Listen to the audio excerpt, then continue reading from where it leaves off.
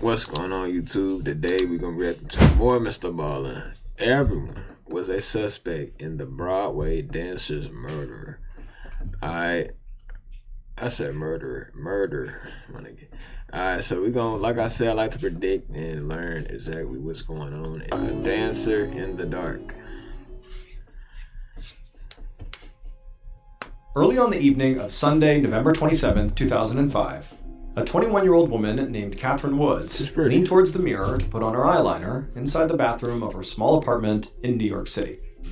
Catherine's phone was sitting on the bathroom counter, and she heard it buzz, but she didn't even look to see who was calling. She didn't have time to talk to anyone, because she had to finish getting ready for her 7 o'clock shift at work. So Catherine had moved to New York City from Ohio 3 years earlier to pursue her dream of becoming a dancer on Broadway. But everything here was so expensive that in addition to chasing her dream, she also had to work 3 different jobs just to make ends meet. Now, 2 of those jobs were pretty standard. 3 different jobs is ridiculous, bro. I can't even double shift, really. 3 jobs, and then she a beast. Clap that up. You know what I'm saying? Gotta clap that up. She worked as a waitress and also taught children's dance classes. But tonight, she was getting ready to go to her 3rd job. And this job was not really standard at all. In fact, to her, she was sort of embarrassed about it. What? And because of that, she was keeping it a secret from almost everybody in her life. Her 3rd job was working as a topless dancer at a strip club near Times Square called Flash Dancers. Catherine honestly hated the work, but it paid really well. And if she wanted to have her shot at Broadway, she needed to pay for voice lessons and dance classes. Now, she did live in Manhattan, which was the most expensive part of the already very expensive city. You live in Manhattan? Dog. You live in Manhattan, New York.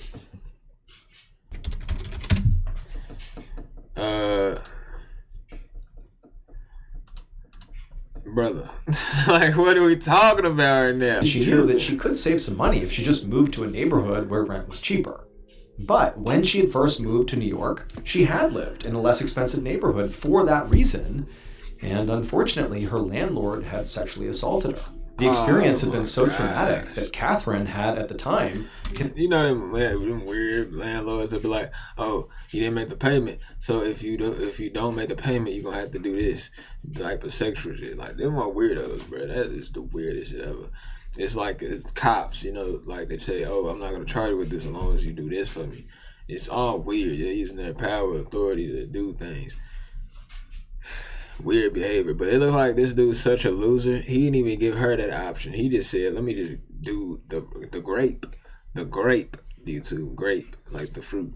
Considered just leaving New York and going back to Ohio and just being done with this place. Bro. But in the end, she had decided to stay in New York and continue chasing her dream. That's a lot of money. Now, she did move within New York. She'd gotten this apartment in Manhattan because it was a lot safer. And she also got a roommate to help with the cost. His name was David Hahn. He was 23, and he was one of Catherine's friends from back home in Ohio. But at this very moment, David was not inside the apartment. He'd gone outside to get his car so he could drive Catherine to work. Catherine finished her makeup and left the bathroom, and as she walked through the living room, she stepped over a black dog that was sleeping on the floor. The dog was not Catherine's, and it actually was not David's either. David was a part-time dog sitter, so this dog was just staying with them while its owners were out of town. Just like Catherine, David also had a bunch of part-time jobs to help make ends meet. When he wasn't dog sitting, he worked as a doorman at a hotel just up the street from their apartment. Now, Catherine and David had actually been romantic at one point. They had dated for a little while, but these days they were just roommates, living together to split the bills. Although, secretly, Catherine did sometimes wonder if, maybe they should give it another shot to try being a couple again. Thanksgiving had been a few days ago, and instead of going home to Ohio like she usually did, Catherine had stayed in New York and celebrated with David. And it had been a really nice time. Plus, David knew about Catherine's 3rd job of working with Flash dancers, and he didn't judge her for it. Okay, that's good. Like, I would have been like, me as a person, if my girl was working a dancer job, I don't think it would be my girl. I'm not trying to like throw them under the bus. I'm not, I respect the hustle. You gotta get it how you get it. Depending on how you do the dancing, right? Are you doing other side hustles in the dancing where you doing other favors that is going a little too far? Then it's like, okay. But if you just dance, it's like, I don't really like it, but go ahead and do you. But yeah, when she leaves that job, then I'll consider something. But you feel me? From a respectful standpoint, I just wouldn't. Catherine felt like a lot of people did, so she liked that about him. But the biggest hurdle that Catherine could see to potentially rekindling their relationship was the fact that David disliked basically every man she met. Whether she was dating them or not, he just did not like them. Now, some of these guys, she could understand why David, didn't like them. Like, there was this guy, Joe, that she had dated briefly, who really she'd only met because he was a patron of her strip club. But then there were people like Paul, who was a personal trainer at Catherine's gym, who she'd only seen off and who was nothing but nice to David. And even though Paul and Catherine were not dating now and mostly just spoke on the phone periodically, David still insisted that Paul was a creep. He just did not like the guy. But for now, Catherine figured, you know what, I'm not going to figure out my entire romantic life. I just need to finish getting ready and go downstairs. Get the money first. I always say get the money first and then the romance later. So Catherine went into her bedroom and began getting dressed. Life situated. And that's when she heard that dog start barking at something in the living room. And so, curious, Catherine walked in that direction to see what was going on.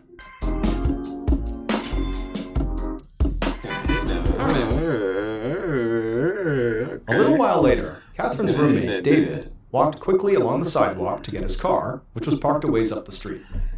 He was out of breath by the time he reached it. He knew he had to hurry, so he jumped in, and he drove back to the apartment building, and he called Catherine as he pulled up out front. When she didn't answer, he threw on his hazards, and he climbed back out to go into the building to go get her. And he had just made it up the flight of stairs that led to his second-floor apartment, and he was going down the hallway when he saw something that made him come to an abrupt stop. It was that black dog that he was dog-sitting. Somehow, it had gotten out of the apartment and was just standing there in the shared hallway outside of his apartment door. David blinked and then realized that his neighbor, a man he rarely interacted with named Brad Stewart, was standing right behind the dog. And Brad was holding a leash that was clearly clipped onto the dog's collar. For a second, Brad looked surprised, and David was just completely confused about why this guy had the dog that he was dog-sitting on a leash. But then Brad told David that he had found the dog wandering around, recognized it as David's, and brought it back to his apartment. Brad said he had just knocked on David's apartment door, but so far nobody had answered. So at this point, David understood, why Brad has the dog. But he didn't know why the dog was out of the apartment in the first place. But he kept that to himself and just thanked Brad, took the leash, and then stepped over to the door of his apartment, number 2D. The apartment door was shut, but when he turned the handle, he found that it was unlocked. David couldn't remember if he had left it unlocked or not, so he just opened it, and he called out Catherine's name. But there was no answer, which was weird, so he stepped inside. Now, he didn't see Catherine, but he did see the door to her bedroom was slightly cracked open. So he walked over to it, and he called out to her again. And then when she didn't call back, he tried pushing her door open. But the door didn't really open. It instead swung maybe a few inches and then stopped. And David felt resistance on the other side, like something maybe on the ground was holding the door from opening all the way. And so now, with all these strange things happening, David's starting to feel pretty worried.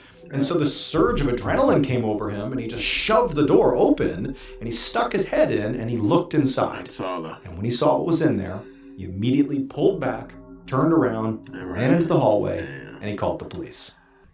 All right, man, that was crazy, man. I want to apologize to David for putting that type of accusation. I can't even talk straight, but yeah, I'm sorry for trying to throw that on you. It wasn't right. What I'm saying, but I have to make my opinions based off what I believe. But yeah, that's why you gotta stop jumping straight to conclusions, bro. And just start feel me. So I'll apologize to David. But rest in peace, Caroline. She not deserve that. You know what I'm saying, Catherine. Did I say Caroline? My fault. Rest in peace, Catherine. You feel what I'm saying? Make sure I'm getting that right for sure. But yeah, rest in peace her, man. She was beautiful. She didn't deserve that. Weirdo people like Paul deserves to rot in prison. Shit like shit, subscribe, man. Peace, man. Half an hour later, around 7:30 p.m., an NYPD detective named Stephen Getz walked up a flight of stairs at an apartment building in Manhattan. This part of the city was known to be extremely safe. Homicides never really happened here. But if the 911 caller had been telling the truth, Getz knew that a potential grisly murder scene was in fact waiting for him in apartment 2D. When he reached the second floor landing, he saw there were already a few other NYPD officers on the scene. And one of them was speaking to this young, skinny guy standing in the hallway who looked really upset, and he was holding a leash that was connected to a black dog. Another officer walked over to Getz and filled him in. He said the man that was being spoken to was the victim's roommate, David Hahn, and he was the one who had found the body and called 911. The victim, Catherine Woods, was inside the apartment in the back bedroom. Getz nodded and then walked down the hallway, past David and the dog, toward the apartment door. His plan was to look at the scene himself before he began questioning anyone. Getz put on some disposable rubber gloves and checked out the door frame to the actual apartment, and then he also looked at the door itself. But he didn't see any damage that could signify forced entry. So he stepped into the apartment. Remember, he didn't see any type of forced entry, meaning the person who got in there knew, hey, it's easy to access, right? It's unlocked, or, you know what I'm saying? So that's another red flag for David. And he saw that the small living room was a little bit messy, but it wasn't like it had been ransacked or something. You know, the futon was pulled out and there were some men's clothes strewn around, but it sort of looked like a typical place that people lived. Right. And so Getz walked through the living room, being careful not to disturb anything, and he went towards what he assumed was the bedroom, where the body was. The door was open just wide enough that Getz was able to get through. And when he stepped through and was inside the room, he saw blood everywhere. It was all over the walls and the furniture, and the room itself looked like it had been completely torn apart. One of the dresser drawers was open, and lots of women's clothing was scattered all over the place, and the mattress had been completely taken off the bed frame and was now lying on the floor. And that's actually what was blocking the door from opening all the way. And then in the middle of the room, in a pool of blood, lay the body of a young woman. Getz knew from the 911 call that her name was Catherine Woods. He walked over and squatted down next to her for a closer look. She was wearing a t-shirt and underwear, and the t-shirt had a very obvious shoe print on it, like whoever had killed Catherine had stepped on her. What? And there were at least a dozen stab wounds all over her body. You do that? There were also what appeared to be defensive wounds. Whoever killed this person, is obviously it's foul play, but like it's like, what is wrong with you, bro? Like, it's on her hands and arms, which Getz knew meant she must have fought back against her attacker. Weird, man. The worst injuries she sustained were definitely traumatic. Whoever had killed her had slit her throat so deeply that they had almost decapitated her. Oh my goodness. So to Getz, right away, it seemed like whoever killed Catherine had been in an absolute rage. At that point, Getz heard footsteps coming from behind him, and he stood up and he turned around to see that the NYPD forensics team had arrived. Now, the blocked door was making maneuvering in and out of this bedroom pretty difficult, so one of the first things the forensics team did was to pick up the mattress and carefully lean it against the wall, so the bedroom door could now swing open all the way. Then Detective Getz just stepped back and let the forensics team get to work. You can't touch He watched as they pulled that shoe print off the t-shirt Catherine was wearing, and then also there was a second identical shoe print that was on her bed sheets that they also grabbed. To Getz, both of these prints did appear to be from the exact same shoe, and to the naked eye, these prints appeared, at least to Getz, to belong to very likely an average-sized man. Okay. Detective Getz was immediately curious about something, so he stepped out of the bedroom into the living room, and he quickly found a couple pairs of men's shoes lying on the floor. And although the tread of these shoes did not match the prints he had just seen in the bedroom, they did appear to be the exact same size. Oh my God. Wow, we keep seeing this. I didn't get YouTube Premium for it. An hour later, at about 8:30 p.m. on November 27th, 2005, Detective Getz sat down at a table inside of an interview room at the NYPD's 19th Precinct. And once he did, he handed a bottle of water across the table. Like, bro, that's it. Case closed. My nigga David. It's you. Bro, look at this man. This is not a sane human. Like, who? David Hahn, the roommate of the murder victim, and Detective Getz, current #1 suspect. Yeah. There had been no sign of forced entry at the apartment that David and Catherine shared, which meant that Catherine's killer either had access to the apartment or was let inside by somebody who did. And the murder had been committed with a knife in a really savage way that struck Getz as being a personally motivated attack. Yeah. Even though Catherine's bedroom had been trashed, nothing seemed to have been stolen, and because Catherine had been found partially undressed, there was potentially a sexual motive at play as well. So Getz's working theory here was that this murder was committed by a man who knew the victim well and had easy access to her living space. and David fit that profile to a T. It says everyone was a suspect, so what I'm thinking is it probably multiple people probably went in there and did things, weird, sick individuals that David knew as well as David did those things. Plus, he apparently wore the same size shoe as the killer. Although, as Detective Getz settled into his chair and brought out his notepad, he did a quick scan of David's forearms and his hands, and he saw that David had no visible cuts, scrapes, or bruises. The detective thought that Catherine's killer likely would have some injuries there because she had obviously been fighting for her life. She would have left a mark on them. But Getz didn't say anything about this to David. He did it secretly. Instead, he just leaned forward and he asked David to walk him through what had happened. Lives with her. He don't need to David's hands were shaking a bit, but he took a deep breath to calm himself, and he said that he had been at the apartment with Catherine that night until about 6:40 p.m. That was when he had left to go get his car so he could come back and drive Catherine to her 7 o'clock shift at Flash Dancers. But he said retrieving his car had taken longer than he expected, because on the way, he had run into some of his coworkers from his doorman job, and he had stopped to chat with them. He said after he had done that, and he had gotten his car and he went back to the apartment, he had expected Catherine to be waiting outside by the curb. But when he got there, there was no sign of her, and she didn't answer when he called her. So David said he'd ultimately gone inside and ran upstairs to the apartment, and in the hallway he had found his neighbor, Brad, who was oddly holding the leash of the black dog that David was supposed to be looking after. And then David said he went into his apartment, and that's when he found Catherine's body.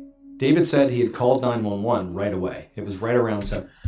Yeah, I see what Mr. Ball is doing. I'm sorry if it's not him, but I've seen that he's Mr. Ball is trying to tell the story through his lying confessions and saying, this ain't me, bro. And the whole time he's gonna flip and be like, it actually was him, and this is what he did actually. You know what I'm saying? Yeah. And at this, Getz stopped writing on the notepad and just looked up at David. He couldn't believe what he was hearing. David was claiming that he'd only been out of the apartment for 20 minutes, and that in that narrow window of time, Catherine had been brutally murdered and the killer had also escaped. It honestly sounded like one of the worst alibis Getz had ever heard. But he didn't want David to know just how close he was to getting arrested for murder, because he didn't want David to get scared and stop talking. Yeah, so Getz kept his tone very sympathetic as he asked how long David had known Catherine for. David said they had met back in Ohio a few years ago while Catherine was visiting her hometown. They'd begun dating, and he had ultimately moved out to New York to live with her. But it wasn't long before Catherine broke up with him and then asked him to move out. But, bro, if you don't think it's David, I don't know what to tell you. I don't know what to tell you, bro. David said he had not been able to afford his own place, so he had started sleeping in his car. And Catherine had felt bad about that, so she had ultimately let him move back in on the condition that he slept on a futon out in the living room. By now, Detective Getz's pen was flying across the page, because David was not just Catherine's roommate. He was her ex-boyfriend. An ex-boyfriend who was the last person to see Catherine alive and discovered her body. Getz was more confident than ever that he was sitting across from Catherine's killer. He told David that everything he was saying was incredible. Off chances, if it's a twist, sorry, David. I apologize. I apologize for putting that on you. Really helpful. But right now, he needed to go check on something. David agreed to wait, and Getz stood up to leave. But he stopped at the door, and he asked David for one last thing before he left. He asked what his shoe size was. And without missing a beat, David answered that he wore a 10.5. Getz jotted this down, and then he left. What he hadn't told David was the reason he was stepping out of the room was to go get some information from the NYPD's forensics team and the uniformed officers who were currently questioning David's neighbors. You can't lie on your shoe size. Once Getz had that information, he was going to use it to try to catch David in a lie. 19 hours later, so about 3 p.m. the next day, Getz was sitting at his desk feeling completely exhausted, but was pounding yet another cup of coffee. He'd been up all night interrogating David, who was still literally sitting right down the hall in the interrogation room. And also, Getz had been going back and forth with the forensics team and other officers and detectives who were out in the neighborhood, and he still had loads more to do before he could finally go to sleep. Right now, Getz was going over a new batch of reports from the uniformed officers who had gone door to door in Catherine and David's apartment building, asking the neighbors if they'd seen or heard anything unusual. And just like Getz had hoped, the information they were getting did contradict pieces of David's story. David claimed that he had left the apartment at about 6:40 p.m., and said that at that time, Catherine was fine. But two neighbors said they heard screams coming from the apartment before 6:40 p.m. The man in the unit directly above David and Catherine said he had heard 3 screams at 6:28 p.m. And the people in the unit next door to David and Catherine said they'd heard screaming, barking, and the sound of furniture moving around even earlier, between 5:45 and 6 p.m. Now, none of these noises because the noises had stopped pretty quickly. And then there was Brad Stewart, the neighbor who had said he had found the black dog. Brad told police that when he ran into David in the hallway, it was sometime between 6 and 6:30. But David had said that he went back up to the apartment and found Catherine's body at about 7 p.m., a full half hour later. Now, Getz knew witnesses were often bad with time. And in a dense New York City apartment building, there were lots of noises coming from lots of units. But still, it looked to him like David's alibi had serious problems. And so the detective sat back and had some more coffee, and then his phone rang. He picked it up, and it was the forensics team with an update about those shoe prints that were on Catherine's shirt and the bed sheets. And the prints were indeed left behind by a roughly average-sized man. They were a men's size 10.5. 10.5. And this was the exact size. Okay, I didn't know average size men's was 10. So my fault. I thought it was like at least 8. I don't know why. But yeah, that's terrible. Getz knew David wore. Getz thanked them, hung up the phone, and then rushed back to the interrogation room to have yet another chat with David Hahn. This time, though, Getz did not offer David a water. He just sat down and he confronted him with all these new facts. He told David that the killer's shoe prints were exactly his shoe size, that his neighbors had heard screams before David had supposedly left the building, and that Brad said he'd seen David in the hallway at least a half an hour earlier than David had claimed he was there. Getz leaned in and told David that there were also security cameras in the apartment building, and his officers were already in the process of getting access to that footage. So if David had anything to say, he better say it now. If he's innocent, ask for a lawyer right now, brother. If you're innocent, ask for a lawyer. You have no reason to talk. Because if it wasn't him, say, oh, I need a lawyer. I can't deal with this. It's messed up. Because when they see the surveillance, they were like, oh, it wasn't David. You know what I'm saying? Getz watched as David's expression went from exhausted to clearly afraid. It seemed like this might be the first time that David realized the police truly did not believe his story. And after a second of just stunned silence, David insisted that he had not killed Catherine. You should have been got a lawyer, Getz to believe him. But when Getz just glared back at him, completely unmoved, David launched into a whole new story. One he had not mentioned at all over the last 20 hours of interrogation. David said Catherine knew this guy named Paul Cortez. She had dated him, but David had always thought he was kind of a crook. Remember, it was on and off, so she was definitely dating, bro. He was mad. He was like, Paul's over here going crazy, and I ain't. You feel what I'm saying? So he's like, Paul probably came over, did his thing, left, and he's like, man, and it went crazy on it. You feel me? That's what I'm thinking. So Paul didn't do shit to me. And David said Catherine had told him that Paul was obsessed with her. So David said the police really ought to go investigate Paul, not him. To Getz, this seemed like a desperate last-minute attempt to cast suspicion on somebody else. Might be right, though. But he knew he did have to follow every lead, so he did write down Paul's name. Might be mad. Paul might be mad that he's around. When Getz finally left the station for the evening, David was still in the interrogation room, and reporters from all the daily papers were beginning to assemble right outside. Okay. You haven't taken a single note. No, I haven't been listening, bro. Shut up. The following morning, the story of Catherine's murder and pictures of her smiling face were all over the news. The front page of the New York Daily News carried a headline that made Getz grimace. It read, "Secret Life of Slain Stripper." Inside, the article reported that Catherine's family hadn't known she was working as a topless dancer until they literally flew to the city from home. That's disgusting, though. Why is that like, that should be something like that shouldn't be the main thing. That should be something like all the parents could find that out if they dug deeper, but it shouldn't be something that they should thrown into a newspaper. Ohio to collect her body. Getz skimmed the article at his desk. That's so weird, man. He wasn't convinced that Catherine's line of work had anything to do with her murder, but the papers seemed intent on running with it. And a media circus was like the last thing Getz wanted. His team was already under enough pressure to make an arrest as it was. And it was going to be even harder to do their jobs now that a bunch of tips were going to be flooding in from the public from all this media. Getz put down the newspaper, got up from his desk, and walked down the hall to the interrogation room. He'd finished the day yesterday feeling pretty confident that David was his murderer. So when he'd sent David home, he had given him instructions not to leave the city because he intended to arrest David and soon. But first, Getz did need to follow up on the other leads he had to hopefully rule them out. And one of those leads was sitting in the interrogation room right now waiting for him. It was Paul Cortez, the man that David had named, who officers had tracked down and brought in, the man who supposedly was obsessed with Catherine. As soon as Getz entered the room, the first thing he did was look at Paul's shoes.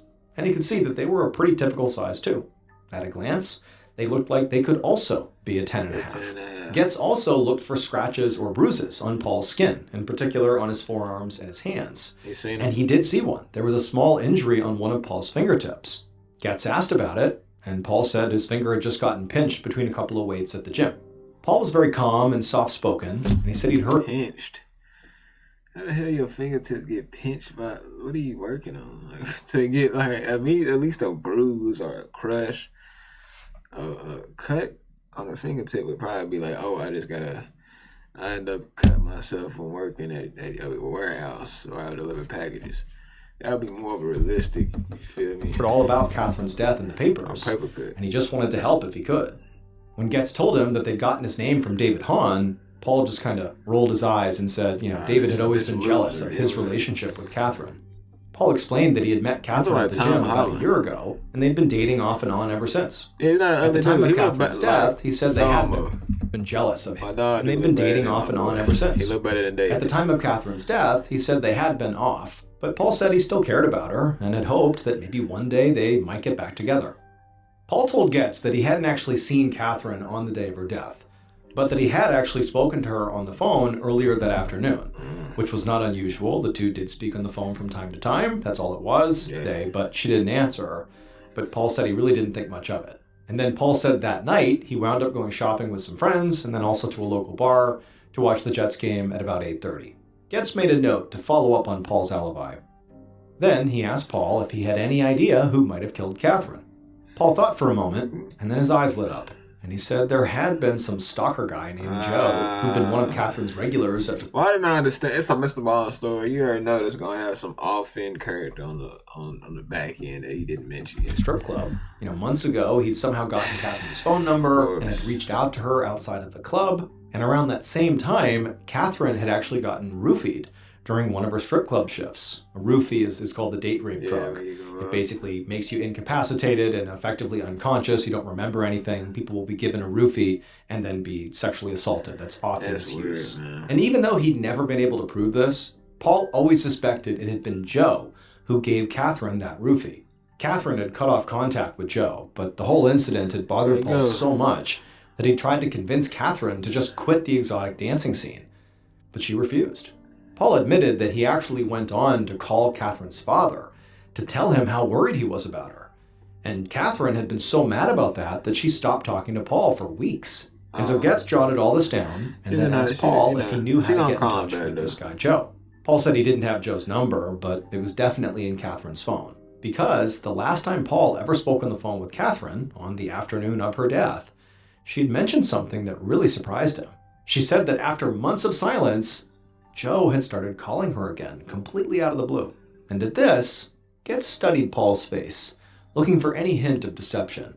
This whole Joe story seemed like it might just be a way to deflect suspicion from Paul himself. But it really didn't feel like Paul was lying here. And besides, Catherine's phone records would be simple enough to verify. Getz hated to admit it, but maybe the newspapers were right. Maybe it was time he started looking seriously into some of Catherine's customers at the strip club. Everyone is a suspect. That's where that come from. So it's gonna be the it was him. Nope, it was him. Nope, it was him. It was him. I'm gonna kill everyone. I'm gonna watch that movie for sure, but just get out of my screen. Only in theaters. I'm ready to watch that. Wanna sell those pills. Wanna get it. The following afternoon, on Wednesday, November 30th, Detective Getz was feeling really annoyed as he hung up the phone at his desk. It had been a call from another reporter. But Getz hadn't made an arrest yet, so he was staying tight-lipped. But for now, he just turned his focus back to the stack of papers on his desk. They were Catherine's cell phone records, which he'd subpoenaed yesterday, and they showed that Paul had been telling the truth. Both he and Joe had called Catherine shortly before she died. So he'd brought in Joe for an interview, and he asked him to explain why, after months of silence, he had called Catherine right before she turned up dead. And Joe had replied he'd only called her to check in, to say he hoped she had a nice Thanksgiving. He had claimed that he was really just trying to be friendly. But then Getz just asked Joe point blank if he had ever roofied anyone's drink before. And at this, Joe's eyes went wide and he kind of spluttered out that he would never dream of doing anything like that. How would you do that? But based on Joe's tone, Getz really felt like he was lying. And so now, Getz felt like the entire investigation was wide open. A few days ago, he had been absolutely confident that David was the killer. But men from Catherine's life just kept coming out of the woodwork. Yeah, because she's he good now looking, had man. 3 main suspects instead of just 1. In fact, at this point, his original suspect, David, was actually looking more innocent. Getz's officers had spoken to David's coworkers at the hotel where he worked as a doorman, and they confirmed that he really had stopped and talked to them on the evening of Catherine's death, just like he had claimed. And while Getz had hoped that the security camera footage from the apartment building would prove David was lying about his alibi, at least in terms of when he was there, it actually showed David leaving the front entrance of the building at 6:38 p.m., which lined up with David's story because he said he left around 6:40. Now, this did not prove that David was innocent. Based on what the neighbors had heard, she could have been killed before 6:38, but there weren't a lot of cameras in the apartment building, and no angle covered the hallway outside of apartment 2D. So the footage couldn't prove one way or another, whether Brad Stewart, or anybody else for that matter, had gone into the apartment while David was gone. Just then, his phone rang. Getz reached for it, expecting it to be another reporter, but this time he was pleasantly surprised. It was a member of the forensics team, and there was this obvious excitement in their voice. He told Getz that they just discovered something big, something they completely missed during the... Don't tell me they got bite marks or no semen coverage. Our first sweep of Catherine's apartment. The forensics team member explained that when they'd first entered Catherine's bedroom, they had taken that mattress that was stuck behind the door and propped it up against the wall to get it out of the way. But when they'd done that, the mattress had actually covered up something that was right there on the wall all along. A bloody handprint. It was not until a couple of days later, after they'd carefully gone over everything else in the room, that they moved the mattress back down onto the floor, and that's when they found the handprint. Getz's face lit up when he heard this news, because now he knew all he had to do was go get handprints from all of his suspects, which seemed like that would be pretty easy to do. That was pretty careless, though. Like, why would you like move the mattress somewhere and not like move it back to feel like, oh, maybe I missed something, in the room for moving that mattress, That should have been the first thing. But he quickly realized he had a problem, because some of his suspects had already lawyered up at this point, and they were refusing to speak with police, let alone hand over their prints. And Getz really could not force them to give their prints unless he arrested them.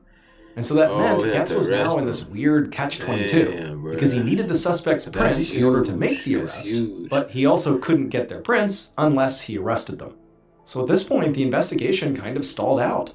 Weeks went by, and Detective Getz started to get really frustrated, because there was just nothing he could legally do to push the case forward. However, the case was still receiving a ton of coverage in the press, and to a lot of people, it looked like the NYPD was just sort of dropping the ball here. But then on December 16th, so 3 weeks after Catherine's murder, the news coverage that had annoyed Getz so much actually ended up giving him exactly what he needed. That day, a woman called the NYPD because of something she had seen on the front page of one of the newspapers in New York. And what this woman said led Getz directly to Catherine's killer. Based on forensic evidence and numerous interviews, this is what police believe happened to Catherine Woods on the evening of November 27th, 2005. What is it doing up here? Shortly after 6:40 p.m., the killer climbed the stairs inside of Catherine's apartment building. So they knew that at that very moment, she'd be getting ready for another shift at Flash Dancers. And the fact... But he knew that she was getting ready. That she even worked there secretly really bothered the killer way more than they would ever let on. The idea of Catherine dancing and giving her attention to other men made the killer so jealous. They couldn't even We stand know who it. it is, man. Now, the killer had tried to talk with Catherine and win her over, but she had rejected him. So, the time for talking was over. It's not Paul. And so Paul the killer had to do quietly it. He walked can up get to the door of bags, apartment 2D, any reached down and turned the handle, which was unlocked. As they slipped silently into the apartment, the killer brought out the knife that they'd hidden inside of their sweatshirt. But then something they had not anticipated happened. There was this dog lying on the apartment floor that got up and began to bark at them. For a moment, the killer thought about just abandoning the plan and leaving. But then Catherine, alerted by the dog, came out of the bedroom and looked right at the killer and saw the knife in their hand. Catherine screamed and ran right back into her bedroom, the very bedroom that she had made explicitly off limits to the killer. And just thinking about that, the surge of anger suddenly overtly off limits, right back into her bedroom, the very bedroom that she had made explicitly off limits to the killer. And just thinking about that, the surge of anger suddenly overtook them, and the killer charged into the room after her. Catherine was already on the other side of the bed, lifting up the mattress as a sort of barricade. But the killer just forced their way past it, and they grabbed Catherine from behind. But Catherine, she fought back. She began thrashing around, doing everything she could to break free. That's not it, man. But she couldn't. And so they struggled and began smashing into the furniture and knocking things down all over the room. And it was around this point that the killer lifted up that knife they had brought, and they slit her neck as deep as they could. Man. But even then, even with this fatal wound, Catherine kept on fighting. And she was so vicious that the killer actually had to brace themselves against a wall just to keep their balance. And in the chaos, the killer didn't realize, as they're fighting off Catherine, that they had placed a bloody hand on the wall, leaving a print behind. Finally, when Catherine fell to the floor, the killer was still blinded with their rage and began stabbing her over and over again. And then finally, when Catherine stopped moving, the killer just jumped up and ran out of the apartment. But when they got into the hallway, they realized that black dog that had barked at them had gotten out. Now, the killer wanted the dog back in the apartment, but the dog was clearly on edge. They were still barking at the killer. And so instead, the killer just shut the apartment door, trapping the dog in the hallway. And then the killer fled the apartment building out the back door, where there was no security camera. And for weeks, the killer was not caught, until their violent past came back to bite them. Several weeks after Catherine's murder, a young woman who didn't know Catherine was walking down the streets of New York when she noticed a newspaper. And on the cover of this newspaper was plastered the face of the killer, who was currently a suspect in a murder case. At the bottom and this woman was horrified because she knew this person. The dude standing. They, the killer, had sexually assaulted her about a year earlier, but she had never filed a police report. But after seeing that this horrible person was being actively accused of murder, she called the NYPD and she told them what she knew.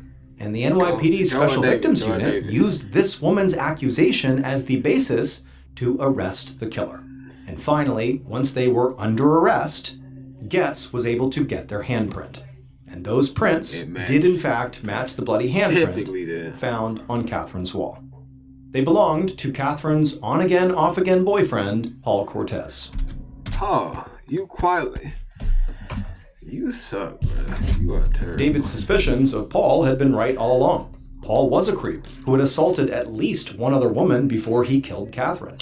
Data collected from nearby cell towers would prove that Paul was near Catherine's apartment building immediately before her murder, and he had been calling her over and over again. When she ignored his calls, Paul waited until he saw David leave the apartment to go get his car, and then he hustled upstairs to the apartment, knowing Catherine would be alone. Even though David was only gone for 20 minutes, that was still long enough for Paul to get inside the apartment, murder Catherine, and slip away unnoticed. Paul was arrested about a month after Catherine's murder on Wednesday, December 23rd, 2005. He was found guilty of second-degree murder and sentenced to 25 years to life. That's too short. He deserves life. Just life, period, man. That's crazy. Thank you so much for watching. I want to apologize to my dog, David. He did not deserve that. accusing. That's why people always say don't accuse the person, the significant other, even if it seemed like that would be more likely them because they're close to each other and they're ex and all that. It still doesn't matter. So I'll take accountability. But yeah, that's why you gotta stop jumping straight to conclusions, bro. And just start like, feel me? So I'll probably out of David. But rest in peace, Caroline. She not deserve that. You know what I'm saying? Catherine. Did I say Caroline? My fault. Rest in peace, Catherine. You feel what I'm saying? Make sure I'm getting that right for sure. But yeah, rest in peace, her, man. She was beautiful. She didn't deserve that. Weirdo people like Paul deserves to rot in prison. Shit like, shit, subscribe, man. Peace, man.